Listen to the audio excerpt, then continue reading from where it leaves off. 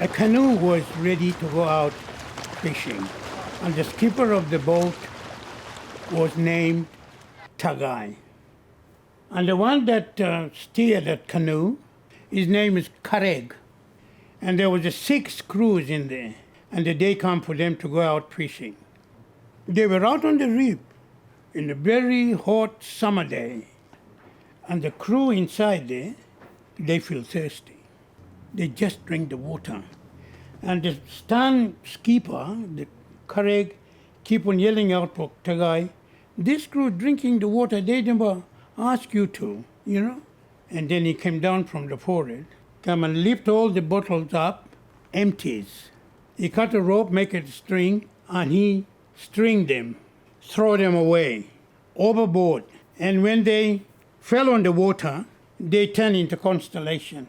These are Usiam, this is Seg, and this is Tagai. The 5 fingers, the 5 star, is Tagai, as you see in the Australia flag. Tagai really named in English Southern Cross.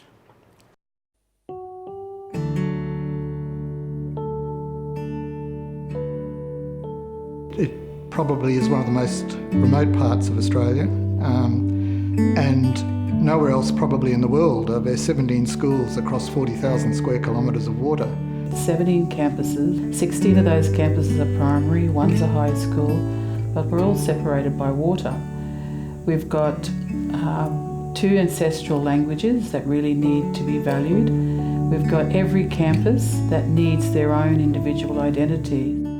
It was 1985 when Education Queensland took over responsibility for the schools across the Torres Strait. Between 1985 and 1991, state education services were expanded from Thursday Island to 16 state schools and 1 secondary school across 15 islands. If you look at the late 90s and into the early 2000s, it soon became obvious that we did not have in place an effective framework or an effective model that was delivering the sort of quality education that was required. The Torres Strait community was demanding through CIREC better outcomes and more consistency. Consistency between islands and in relation to staffing and leadership positions. A college structure, as outlined in the department white paper Bound for Success Torres Strait, was considered to be a likely solution. Because I'd just recently been at Western Cape College and I was used to the concept of a group principal or executive principal in clusters, we're actually looking at the concept of maybe top Western and Central and Western and Eastern Islands where traditionally the sort of grouping would occur. But the concept was put forward to be more courageous than that and make the Torres Strait nation into one school. And so that proposal was put forward, and we set out to sell the concept to community, or at least to see if we could get buy-in from community. We were out there for people to give us their support, their affirmation, and I think more importantly, this Torres Strait regional sort of imprimatur. I have a lasting memory of a Torres Strait Island elder, Ate Walter Nona from Bardo Island, saying this at a public forum. If you know that forming a college will bring about better education and successful futures for our students, stop talking about it, let's just do it and make it happen.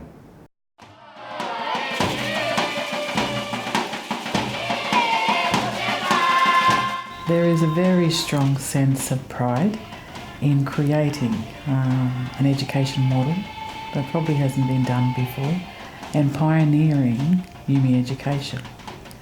There's also a strong sense of synergy, and we use this saying often, it takes a whole community to educate our children. Well, it feels like the whole community, and we're all doing this together. It's been an absolute privilege to reach a milestone that once upon a time was just a dream. But it's very special to come this far with our communities who have believed in this concept of Tagai State College, in a brand of education that would be right for this context. An Indigenous school, been run for UMI way, by Islanders for the Torres Strait Nation. I just think I don't really understand why Australia doesn't celebrate it even more so. And in closing, a sense of keeping the fire burning for the next generation of leaders at Tagai State College to stay this course, navigating UMI to a successful future.